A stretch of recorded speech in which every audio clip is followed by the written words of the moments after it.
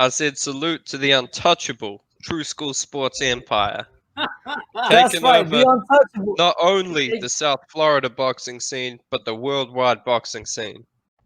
The untouchable True School Sports Empire proudly presents something the boxing game has been missing. Hey, what's going on? It's your boy BT, and I came here to talk some boxing with the thousands of True School Sports subscribers. Now, just shameless plug, go down the comment section, alright? You'll see it, and go to the official True School Sports merch store to get yourself a hoodie like this or a tank top like this. It's great stuff. If you get one of these True School Sports shirts, I guarantee you, your success with women will quadruple. Guaranteed. But wanted to do this video. We got an interesting topic here in this video.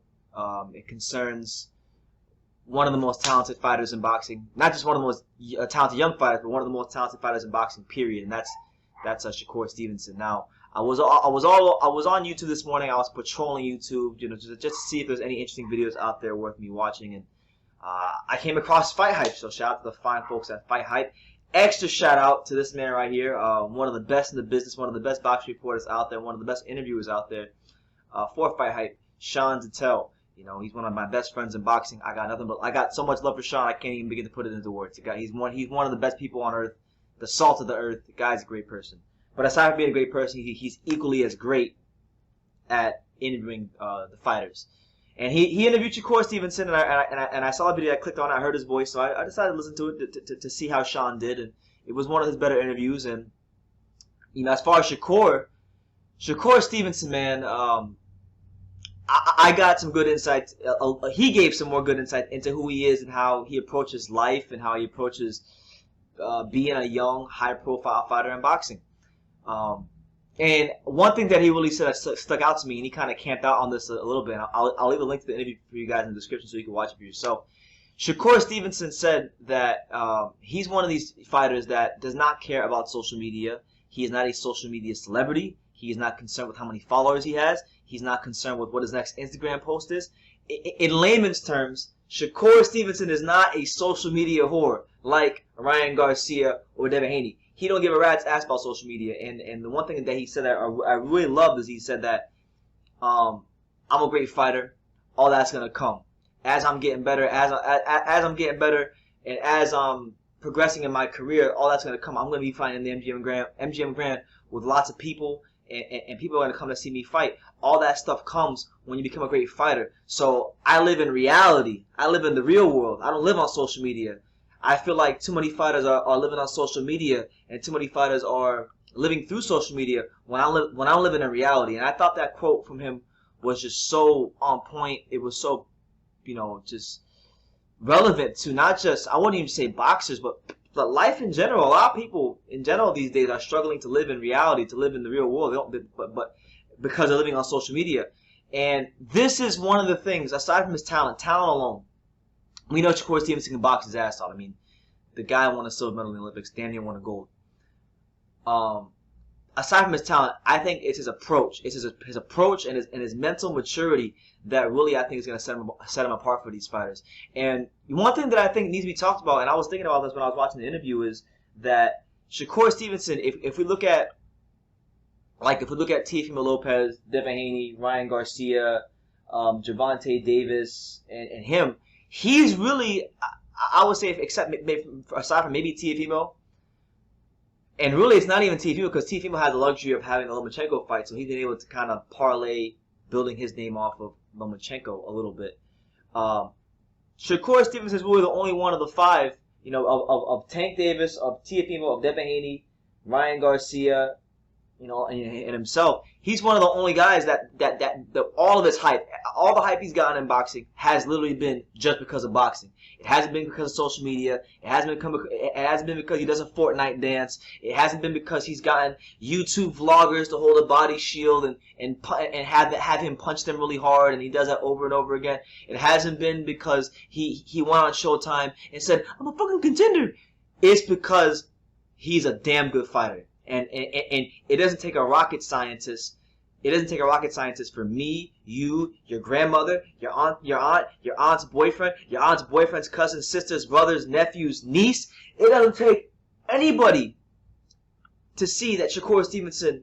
It doesn't take a genius to see that Shakur Stevenson is an A-level fighter. He's an A-level talent. And, you know, I'll be fair, he hasn't really fought the guys to validate that all the way. But, you know, you can look at some fighters and you just know they're special. You know they're going to be a special talent, and he's one of them. And I've been on record saying many times, of all these young fighters around these weights, from 126 to 135, you know, between, you know, look, like I got this from magazine, right? I bought this back during the beginning stages of the pandemic. You know, they got Devin Haney right there. They got Tank right there.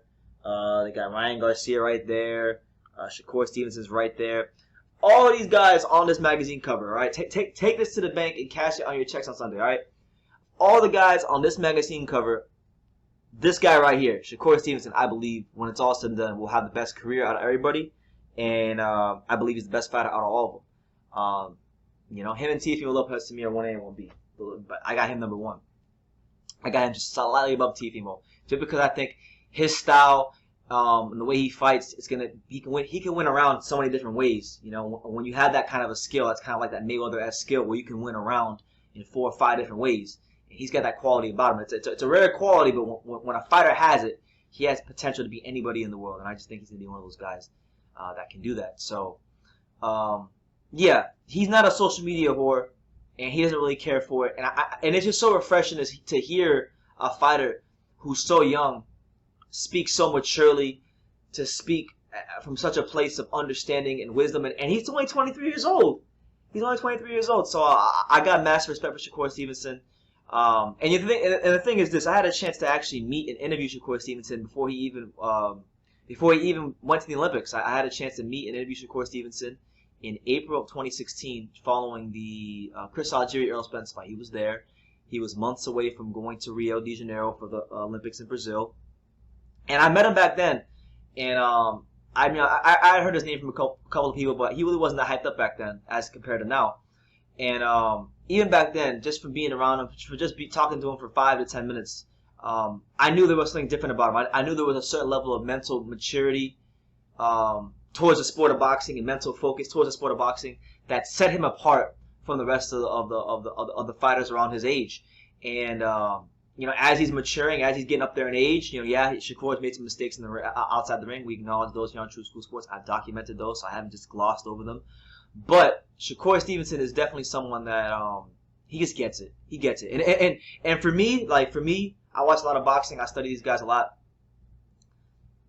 When I see someone who just gets it, like they just really just get it from point A to point B, they just get it.